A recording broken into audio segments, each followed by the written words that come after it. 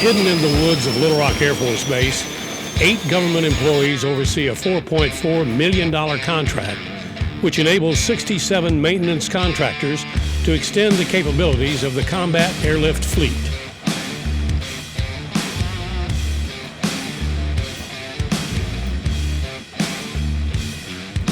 The C-130 Hercules is the workhorse of the Air Force.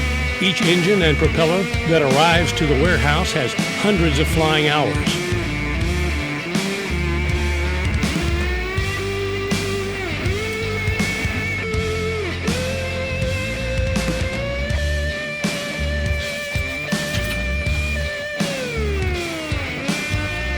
This dynamic team breathes life back into these engines, propellers, air-ground equipment, and quick engine change kits, producing an upgraded T-56 15A engine every 12 to 16 days.